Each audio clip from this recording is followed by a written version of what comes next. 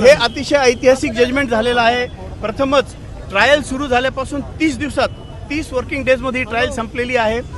याच्यात कोर्टाने आरोपीविरुद्ध पोलिसांनी जो चार्ज लावला होता हा संपूर्ण चार्ज हा प्रॉसिक्युशननी बियॉन्ड रिजनेबल डाऊट प्रूव्ह केलेला आहे असं भाष्य केलेलं आहे। या एकूण चार्जमध्ये 3 कलम असे आहेत की ज्यांना मृत्यूदंडाची शिक्षा आहे, त्या तिन्हीमध्ये मृत्यूदंड दिलेला आहे। म्हणजे 3 गुन्ह्यांमध्ये फाशीची ही तिहेरी फाशीची शिक्षा झालेली आहे। हा अतिशय ऐतिहासिक निकाल आहे। कमीत कमी वेळेत चाललेली केस आहे, त्याबद्दलही कोर्टाने ॲप्रिशिएट केलेलं आहे। एकही तारीख न मागताही चालवण्यात आलेली केस आहे, त्याबद्दलही ॲप्रिशिएट केलं आहे। पोलिसांनी जो तपास केलेला आहे, जी चेन ऑफ कस्टडी मेंटेन केलेली आहे, तेही कोर्टाने ॲप्रिशिएट केलेलं आहे। कोर्टाचा स्टाफ, ऑफिसर्स, मेडिकल ऑफिसर्स, FSLची टीम, लॉ अँड ज्युडिशरी या सगळ्यांना कोर्टाने जजमेंटमध्ये ॲप्रिशिएट केलेलं आहे। तुम्हाला डिटेल जजमेंटची कॉपी 15 मिनिटात आमच्या हातात येते। डिटेल तुम्हाला आम्ही जजमेंटचे पॉईंट शिक्षा झालेली आहे, आता याचं एक्झिक्युशन असं आहे की हे जजमेंटची कॉपी आता आरोपीला एक अर्ध्या तासात दिली जाईल आणि हे कन्फर्मेशनसाठी हायकोर्टात पाठवलं जाईल। हायकोर्टाच्या कन्फर्मेशन नंतर पुढच्या प्रोसेस केले जातात।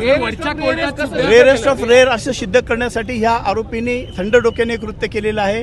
पीडित मुलगी हेल्पलेस होती, 3 वर्षाची होती आणि कोर्टाने अतिशय स्पष्ट शब्दात लिहिलेलं आहे की ह्या आरोपीने हा फक्त वासनेपोटी केलेला आहे। त्याची जी ह्या लसची जी थ्रस्ट होती ती भागवण्यासाठी त्यांनी हा गुन्हा केला आहे। याच्या आधीचे गुन्हे केले आहे, त्यांनी यापूर्वीचे ट्रायल फेस केला आहे, त्याची हिंमत बळावली आहे आणि त्याच्यामुळे त्याच्यात सुधारण्याची कोणती परिस्थिती राहिलेली नाही आहे। त्याच्यामुळे त्याला मृत्यूदंडाशिवाय दुसरं कोणताही जर शिक्षा दिली तर ती समाजावर आणि अन्यायकारक होईल।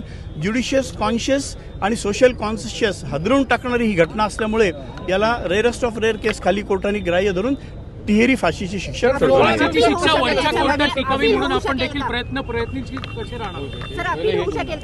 हे बघा, अपील करायचा अधिकार सगळ्यांना असतो। कन्फर्मेशन खटला लढला काय कशा परिस्थितीतून तुम्ही गेले? हे बघा, याच्यात आम्ही रात्रंदिवस मेहनत केलेली आहे। पूर्ण वेळ बसून दोषारोप पत्र बनवण्यापासून एक कागद दोषारोप पत्राचा आम्ही प्रॉपरली बनवून कोर्टासमोर ही फुल प्रूफ केस नेलेली आहे।